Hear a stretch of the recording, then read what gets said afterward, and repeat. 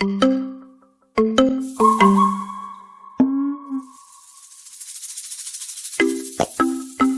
yeah, petit mec. Oh yeah. Si tu ne connais pas encore petit mec, oh yeah, petit mec. C'est un petit gars comme un coco sec. Le cours des aventures n'est jamais assez. Et les pépins, y en aura toujours plein. La pastèque.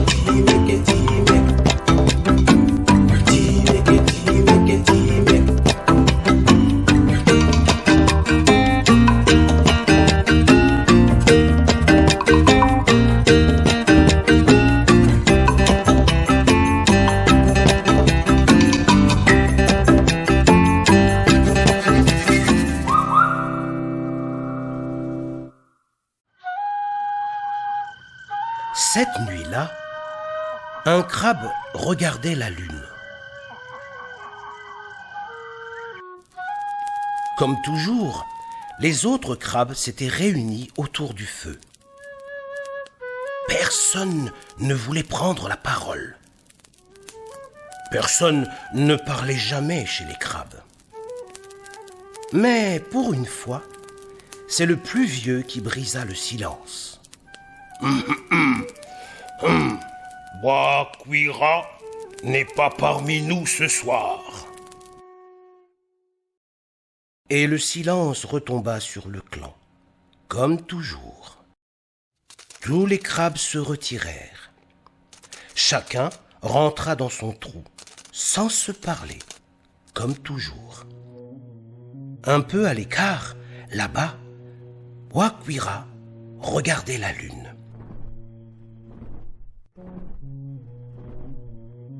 Le petit crabe aurait bien voulu raconter à quelqu'un son fabuleux projet. Au village, les hommes préparaient les ignames grillés pour la cérémonie de fin de deuil d'un ancien.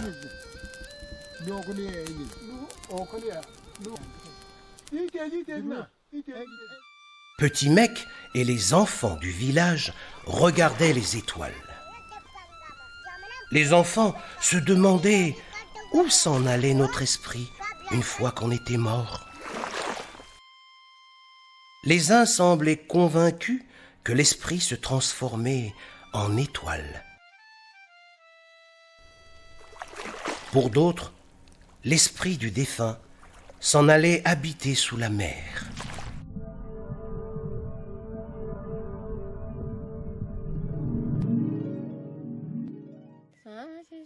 Tout le monde somnolait à présent.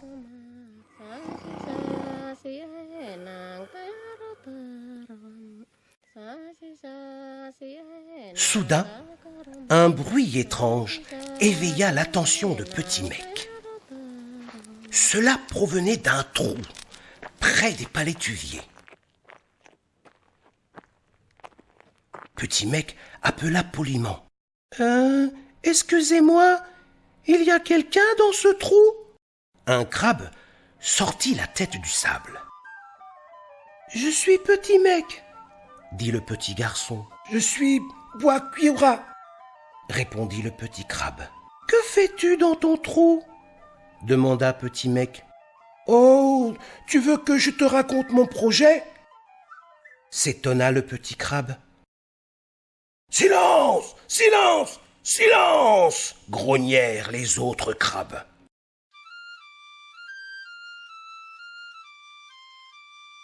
C'est ainsi que Petit Mec et Wakwira s'étaient perchés sur un rocher. Ils regardaient le ciel.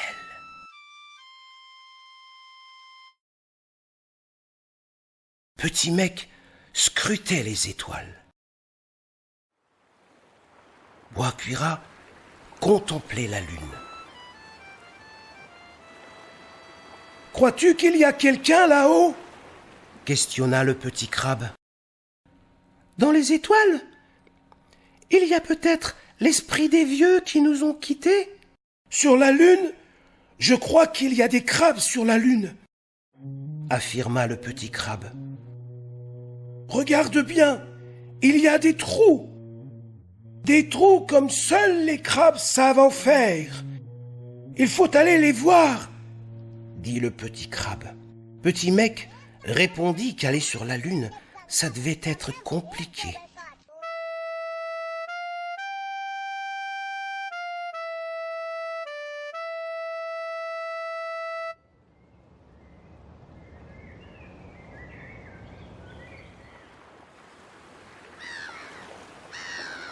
Le lendemain, Petit mec était revenu sur la plage. Le petit crabe lui expliqua qu'il avait bien observé la lune et qu'il pensait que, pendant la journée, la lune devait se reposer sous la mer. Petit mec répondit poliment que ce devait être très rigolo. « Silence! Silence! Silence !» grognèrent les autres crabes. Le petit crabe poursuivit en chuchotant qu'il avait un plan. Toutes les nuits, il creusait, il creusait, il creusait. Il creusait en espérant atteindre la case de la lune au fond de la mer. « As-tu trouvé la case de la lune ?» demanda Petit mec. « Silence! Silence! Silence !» grognèrent les autres crabes.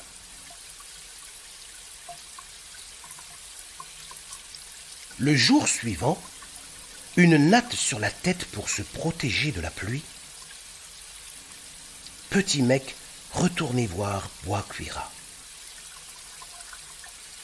Mais le petit crabe n'y était plus. Et la lune non plus. Car les nuages de pluie enveloppaient tout le ciel. Petit mec questionna les autres crabes. Vous avez vu Bois-Cuira, le petit crabe ?»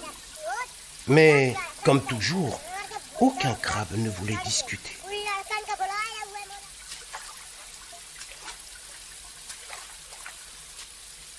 Alors Petit mec partit à la recherche de Bois-Cuira. Il avançait dans un trou qui semblait ne jamais finir. Et c'est sous la mer qu'il découvrit le petit crabe.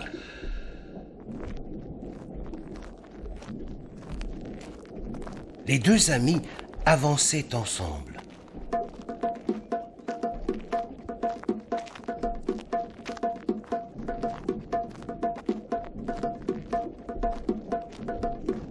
Quand ils s'aperçurent une lueur.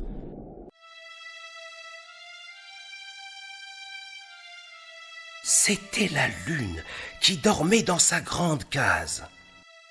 « Il faut attendre qu'elle se réveille, » dit le petit crabe. « Ensuite, j'irai lui présenter une coutume.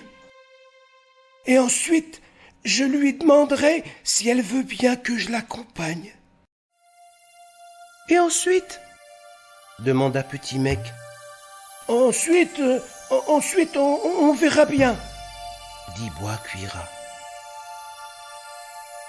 La lune se réveillait.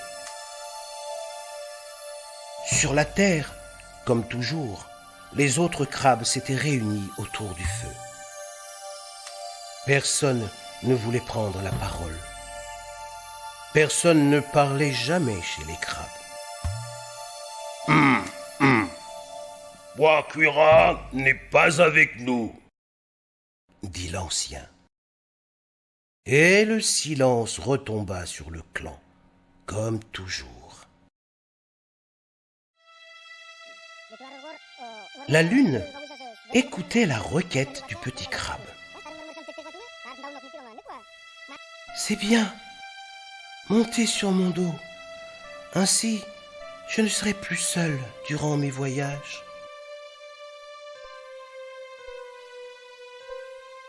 Sur le bord de mer, les crabes se retiraient. Chacun rentrait dans son trou, sans se parler, comme toujours. La lune fit alors son apparition dans le ciel. Soudain, un des crabes s'arrêta. Il n'en croyait pas ses yeux. « Venez voir! Hé, venez voir !» cria-t-il aux autres. « Regardez! Regardez la lune !» Tous les crabes se mirent à fixer la lune dans le ciel. Et tous acclamèrent en même temps « C'est Bois Cuira! C'est Bois Cuira !» Et chacun se mit à raconter des choses et des choses. Comment le petit crabe s'y était pris, depuis quand, pourquoi. D'autres racontaient leurs projets.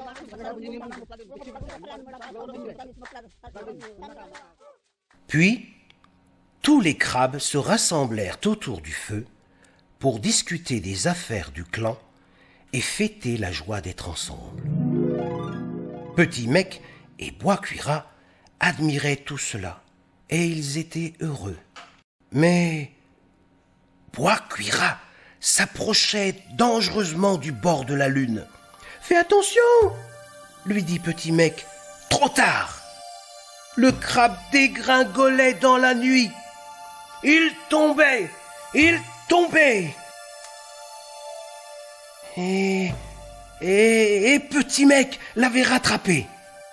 Il tenait le petit crabe avec ses pieds, tandis que ses mains tenaient fermement la natte. Et il glissait maintenant doucement vers le village. Petit Mec et Bois Cuira se séparèrent avec beaucoup d'émotion.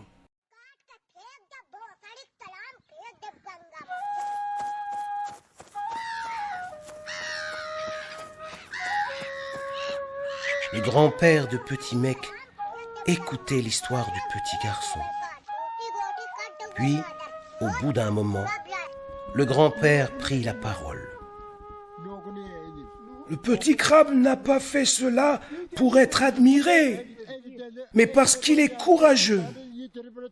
L'homme avance avec ses jambes, mais aussi avec ses rêves. Quelquefois, on y arrive, quelquefois, on n'y arrive pas. »